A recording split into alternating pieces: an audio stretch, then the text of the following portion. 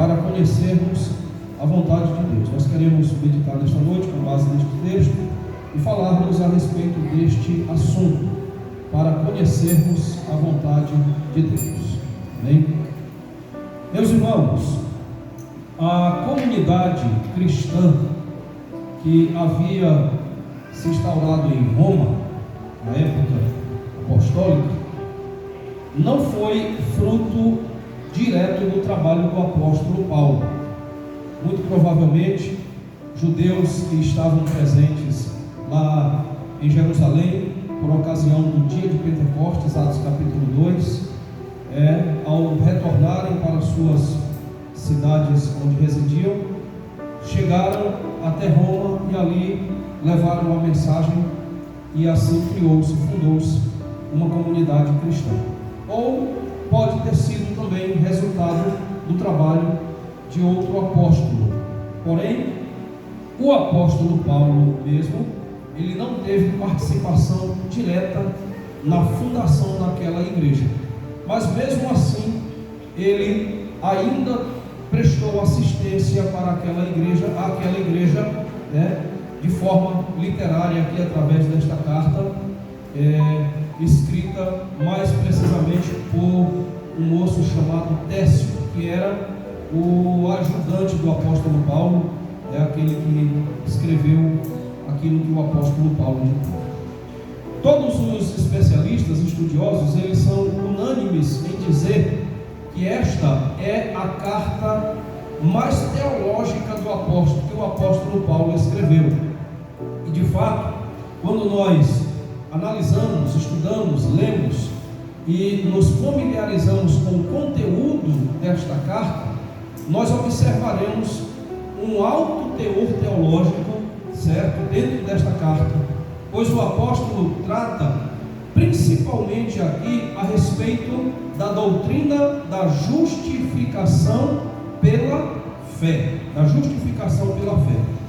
e para tal ele aborda este assunto de forma muito minuciosa, de forma muito cirúrgica, de forma muito precisa e de forma bastante teológica.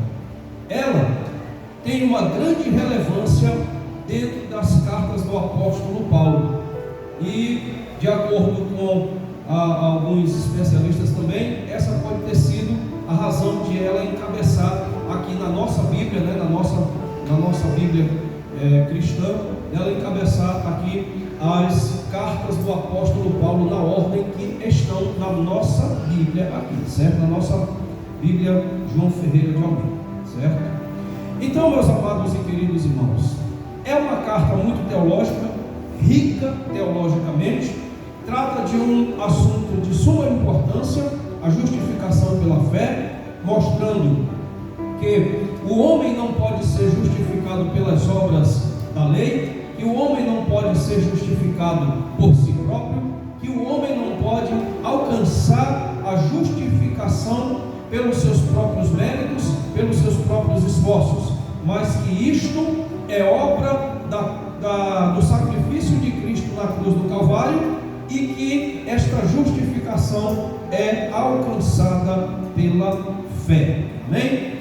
No versículo 12, que é o nosso texto em questão, o apóstolo Paulo trata aqui de aproximadamente, no mínimo, 3 questões, 3 assuntos de forma bem sucinta. Primeiro, ele fala aqui sobre adorarmos a Deus de forma viva, adorarmos a Deus apresentando-nos ao Senhor de forma viva, de forma consciente. E ele fala também sobre o cuidado que o cristão precisa ter para não se coadunar, para não se acostumar ou para não se acomodar a tudo aquilo que é pertinente ao mundo e contrário a Deus. E outro assunto que ele fala aqui também é sobre a constante transformação que o cristão precisa ter na sua mente, transformação esta ocasionada, movida pela palavra de Deus e pela comunhão com o próprio Deus. E o apóstolo Paulo diz isto quando ele fala assim: transformai-vos pela renovação do vosso entendimento. Para quê? Para quê? Para que cheguemos a uma conclusão, para que cheguemos a um objetivo. Devemos adorar a Deus de maneira viva, de maneira consciente, de maneira racional. Devemos nos esquivar de tudo aquilo que é contrário à verdadeira adoração, tudo aquilo que não é pertinente a Deus, tudo aquilo que é contrário à palavra de Deus, para que a nossa mente renove-se, para que nós sejamos transformados e assim possamos chegar ao objetivo que o apóstolo Paulo diz, para que experimenteis qual seja a boa, agradável e perfeita vontade de Deus. Amém? Então vamos lá, para nós conhecermos a vontade de Deus. Primeiro, nós precisamos apresentar a Deus um culto agradável. Diga assim comigo bem forte: precisamos apresentar a Deus uma adoração agradável. Pronto, este é o primeiro ponto da nossa reflexão nesta noite. O apóstolo Paulo, ele começa falando da seguinte maneira: rogo-vos, pois, irmãos, pela compaixão de Deus. Primeiro nós precisamos notar que aqui é como se o apóstolo Paulo estivesse fazendo uma apelação. É como se ele estivesse fazendo aqui um clamor.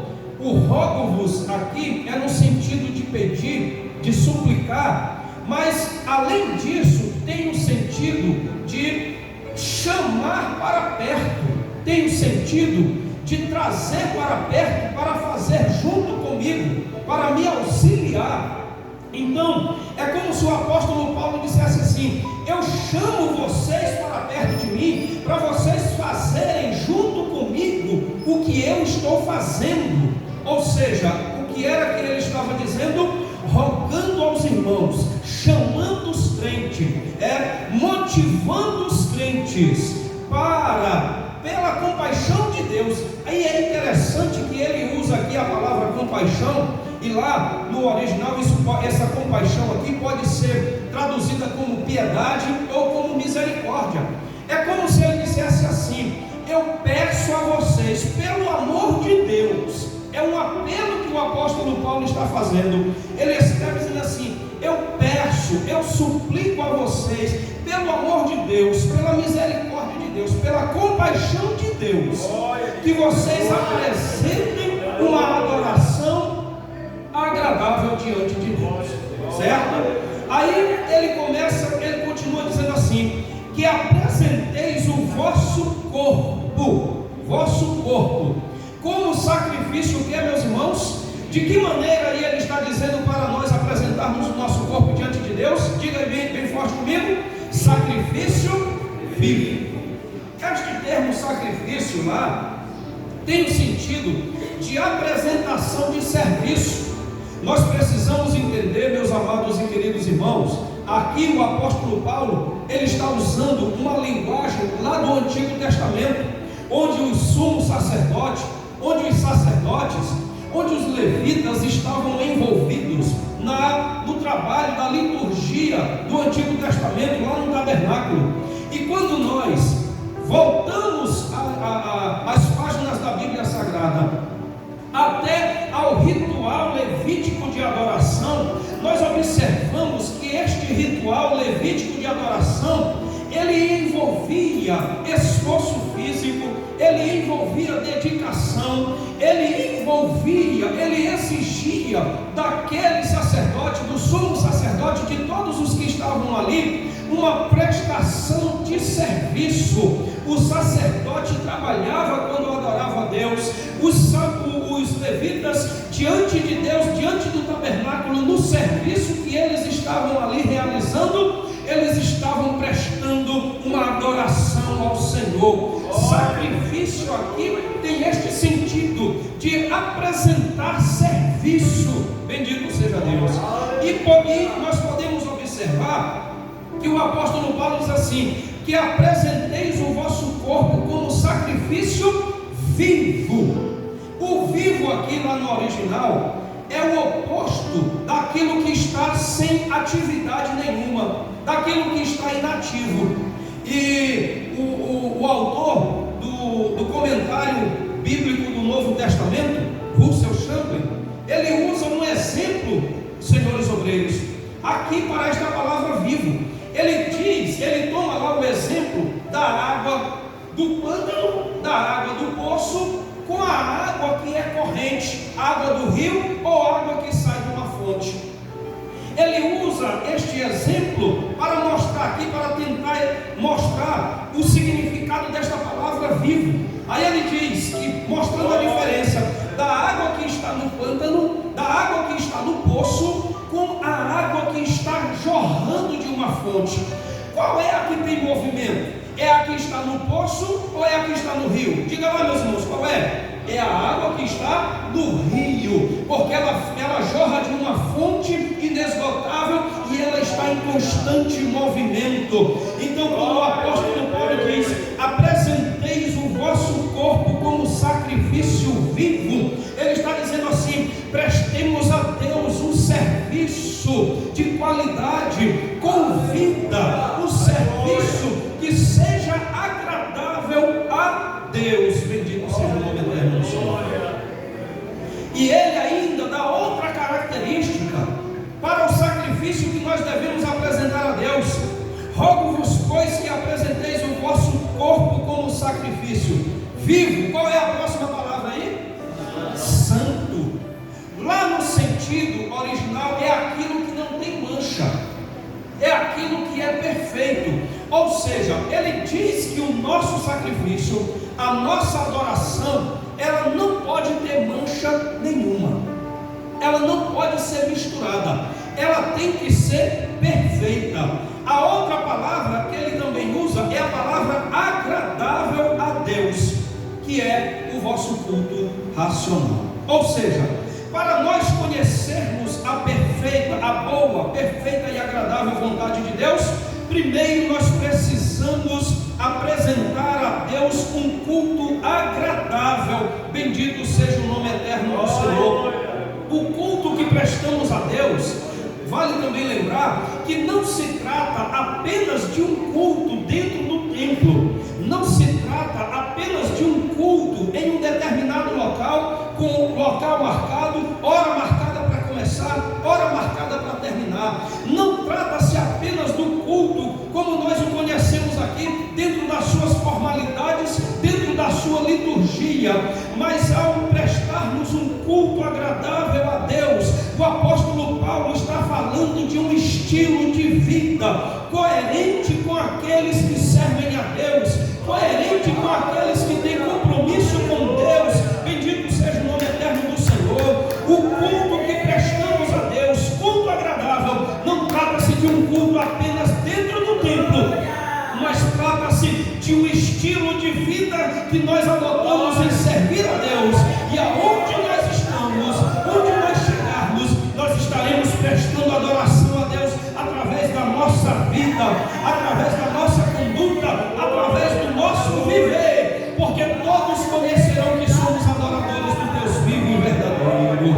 Onde nós chegarmos, onde nós estivermos, com a nossa conduta de vida, todos conhecerão que somos adoradores, todos conhecerão que somos sacerdotes do Deus vivo. Bendito seja Deus. Por isso ele diz para apresentarmos a Deus um culto agradável. Aleluia. Segundo, nós devemos nos esforçar, diga assim comigo, devemos nos esforçar para que a minha vida, bate no peito, a minha vida seja aceitável diante de Deus. O versículo 1, o apóstolo Paulo termina dizendo assim: que apresenteis o vosso corpo em sacrifício vivo, santo e agradável a Deus, que é o vosso culto, o quê? Racional. O culto aqui, a palavra culto, ela tem o sentido do cristão oferecer-se a si mesmo como oferta. Essa palavra culto, bem aqui lá no original racional, de acordo com o comentário que citamos agora há pouco, ela tem o sentido de eu oferecer a minha vida como oferta, eu mesmo me colocar como oferta agradável diante de Deus. E o apóstolo Paulo diz que este culto ele deve ser o quê? Racional. Sobre racional tem o sentido de prestarmos um louvor, uma adoração, de cultuarmos com a mente, enfatizando a motivação interna. Isso aqui é interessante. Sabe por quê, meus amados e queridos irmãos, que isso aqui torna-se interessante? Eu vou repetir. A palavra culto aqui, ela tem o sentido de eu me ofertar a Deus. Entendeu? Quem entendeu, diga amém. Eu vou ofertar a Deus. O cristão ofertando a si mesmo diante de Deus. De forma racional. Por quê? Porque é um culto que prestamos a Deus com a mente, mas enfatizando a motivação interior.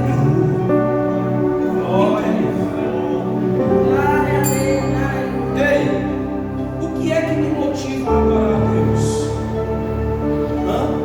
Pergunte para você, faça essa pergunta. Não precisa você responder. Faça essa pergunta para você mesmo. Diga assim: o que é que me motiva a adorar a Deus? Será que é o carro novo que eu tenho? A casa boa que eu tenho? O emprego bom que eu tenho? O que é que me motiva a adorar a Deus?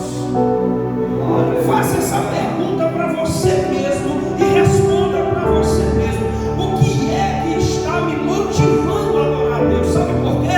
Porque quando nós prestamos um culto racional, ou seja, quando nós nos ofertamos a nós mesmos diante de Deus, consciente, manifestando a motivação interna, nós seremos agradáveis diante de Deus, porque estaremos expressando de forma racional, de forma consciente, aquilo que me motiva a glorificar e exaltar o seu santo nome, porque a motivação maior, a motivação que nós temos para adorar a Deus, é porque Ele nos salvou do mundo de pecado e nos fez de nós seus servos, meninos e meninas. Aleluia. Irmãos, olha, motivo para vir para o culto nós temos, motivo para ser crente nós temos, motivo para estar com Deus nós temos, motivo para passar pelas lutas, louvando e glorificando a Deus nós temos. Sabe qual é a razão do nosso viver? Sabe qual é a maior motivação da nossa adoração? É Cristo Jesus, Senhor das nossas vidas, porque Ele morreu na cruz do Calvário para salvar a nossa alma. Aleluia. Oh, glória a Jesus. Eu me preocupo muito com alguns estilos de liderança, meus senhores obreiros, que querem a todo custo estar sempre criando uma motivação para o povo vir para o culto.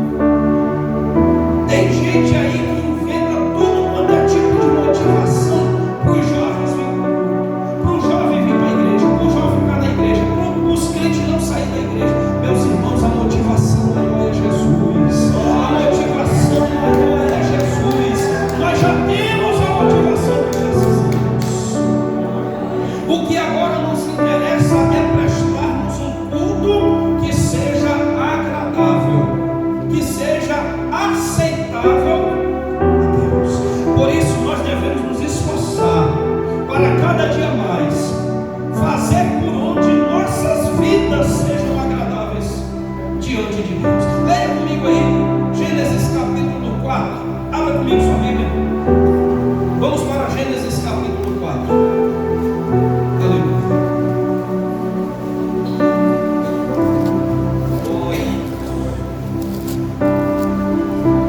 Gênesis capítulo 4 diz da seguinte maneira, acompanhe comigo aí. Quem achou, diga amém. Versículo 3 diz assim: e aconteceu ao cabo de dias que Caim trouxe do fruto da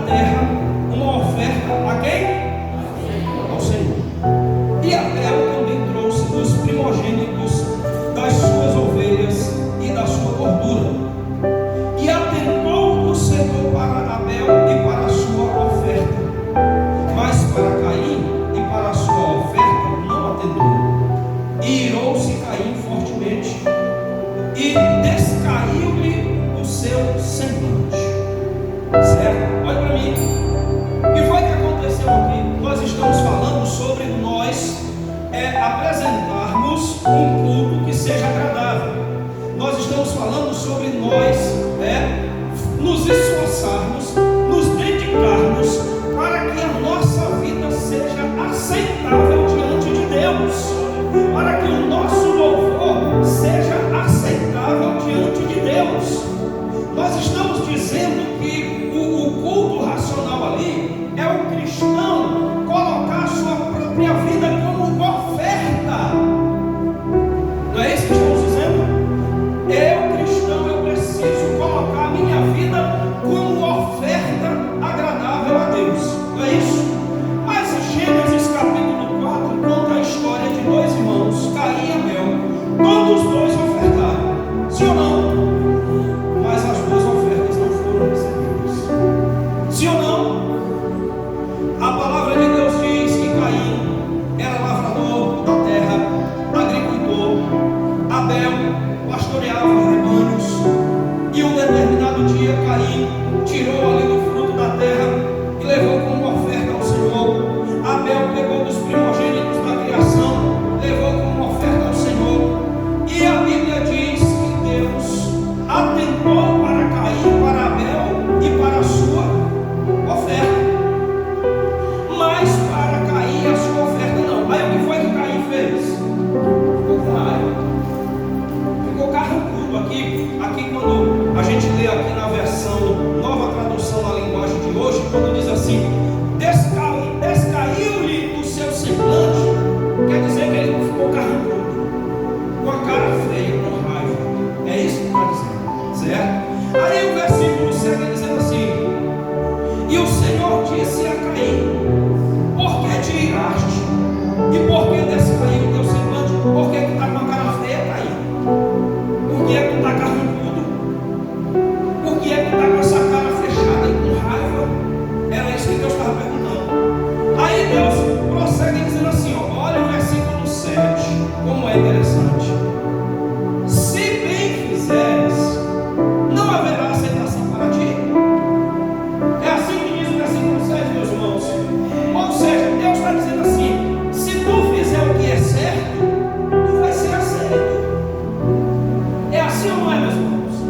Se tu fizer o que é certo, é isso que Deus está dizendo. Se bem fizeres, não haverá aceitação para ti. Ou seja, se tu fizer o que é coerente, se tu fizer o que é certo, a tua oferta vai ser aceitável. Aqui, meus irmãos, nós vamos passar o resto da vida aqui, até Jesus voltar, tentando descobrir qual foi o erro de Caim. Nós não vamos conseguir.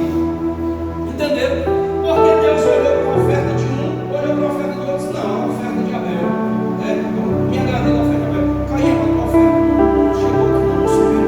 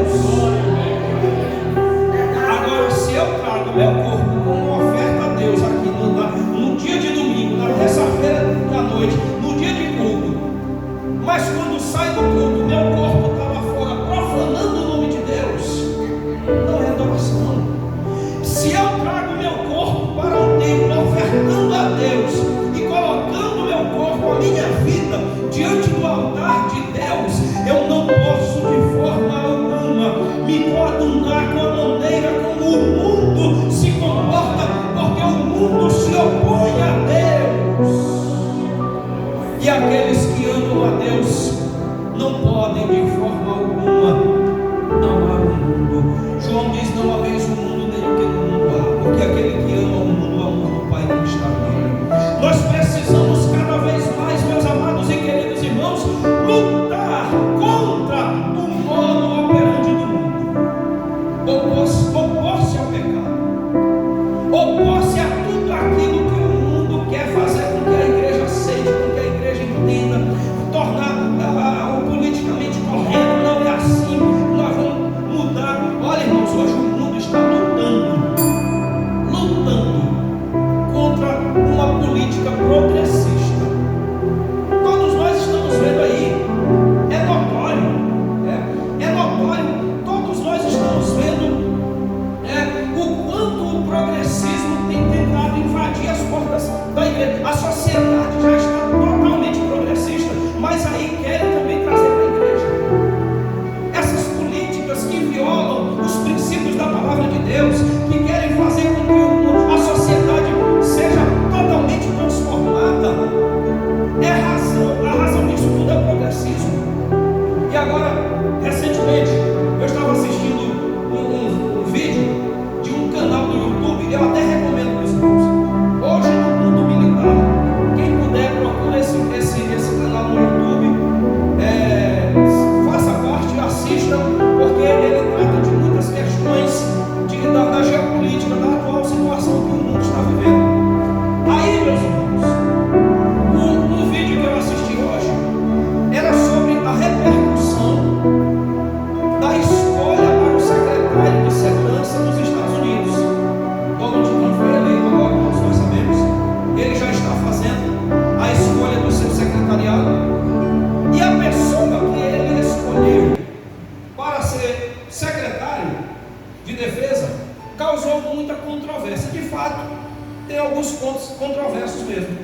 Mas um dos pontos da controvérsia é que o homem é conservador.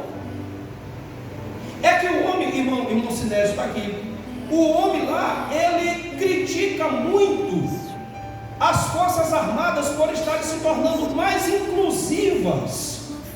Ou seja, estão abrindo as portas da Força Armada para viado, para gay, no sentido de, não, nós somos inclusivos, vem para cá, nós somos inclusivos. E esse negócio de inclusivo está ferindo, está matando a sociedade. Porque nós estamos observando o quanto a agenda progressista do mundo está avançando e querem tentar fazer com que esta agenda avance dentro da igreja, dentro de tudo. E quando nós olhamos o apóstolo, lemos o apóstolo Paulo dizendo assim: não se conforme com o mundo. Irmão, é não se conformar mesmo. Olha, deixa eu citar aqui um exemplo que aconteceu com a missionária Ilza Carla. Ela era jovem, bonita como sempre. Ela não está aí não. Olha, não dá para ouvir um negócio desse. A mulher saiu. Mas depois eu digo para ela não ouviu dela. Ela bonita como sempre. Aí, irmão Paulo, uma moça chegou para ela, uma moça disse assim: minha jovem, tu tem as pernas tão bonitas, por que tu não usa uma saia mais curtinha para valorizar tuas pernas? Entendeu? Não, bota uma saia mais em cima, porque vai valorizar tuas pernas bonitas e tal. Aí eu disse: não, eu não me sinto bem vestido desse jeito, eu sou crente, eu sou servo de Deus. Ou seja, o que acontece? O mundo, ele está sofrendo uma mudança.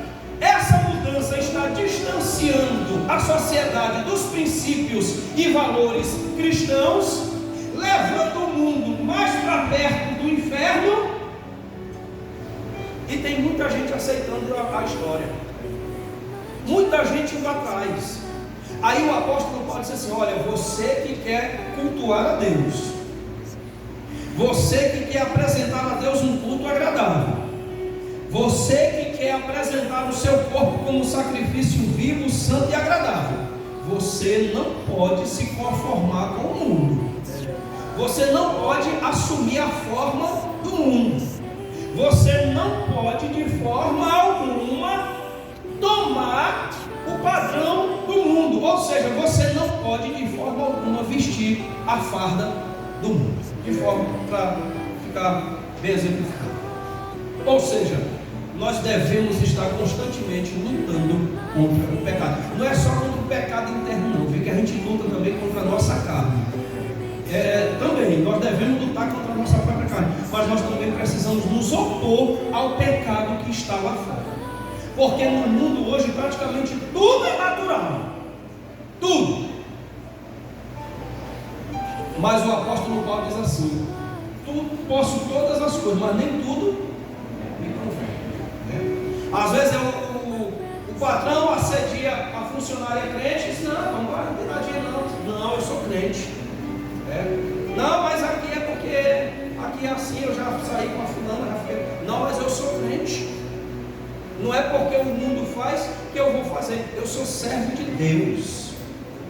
O apóstolo pode dizer assim: não aceitem, não se conformem com a forma do mundo. Quarto, para encerrarmos, diga assim, bem forte: devemos buscar a renovação da nossa mente. Aí ele diz assim: não vos conformeis com este mundo, mas transformai-vos pela renovação do vosso entendimento. Ou seja, essa renovação, essa transformação, melhor dizendo, ela é uma renovação do nosso entendimento. De que maneira nós renovamos o nosso entendimento? Através da palavra de Deus, através da comunhão com Deus, através de uma vida de oração, através de uma vida consagrada ao Senhor. Nós só iremos ter uma renovação da nossa mente se nós estivermos cada dia mais buscando na palavra de Deus, lendo a palavra de forma devocional, de forma sistemática, estudando a Bíblia Sagrada, vivendo a palavra de Deus, buscando ter comunhão com Deus. Bendito seja o Senhor. Irmãos, olha, não espere que ninguém busque comunhão com Deus por você. Não, eu vou descansar porque a minha mulher é uma mulher de oração, eu vou ficar na minha. Vá orar você também. A sua mulher é uma mulher de oração, a sua mulher é uma mulher de Deus, dê graças a Deus, mas vá ser um homem de oração e um homem de Deus junto com ela. Não, meu marido é crente, eu vou deixar ele ir para a igreja e está resolvido o problema. Vá junto com o seu esposo para a igreja. Busquem a Deus juntos. Comunhão com Deus é algo pessoal. Eu não posso jamais obrigar ninguém a ter comunhão com Deus. Era bom se o pastor pudesse obrigar, irmão. Não, era bom se nós obreiros fosse, bora obrigar aqui você a ter comunhão. Meus irmãos, nosso culto aqui era ser bom demais, menino. Mas nós não podemos obrigar, porque comunhão com Deus é algo pessoal. É se quiser, se eu quero. Jeremias diz assim: buscar-me-eis e me achareis, quando me buscardes de todo coração. Quem quer buscar a Deus de coração, levante as mãos aos céus. Nós estamos, meus amados e queridos irmãos, no mundo, mas nós não devemos viver conforme o mundo e precisamos transformar-nos pela renovação do nosso entendimento, com base na palavra, com base numa vida de comunhão com Deus, com base numa vida de oração e com base numa vida de consagração ao Senhor nosso Deus.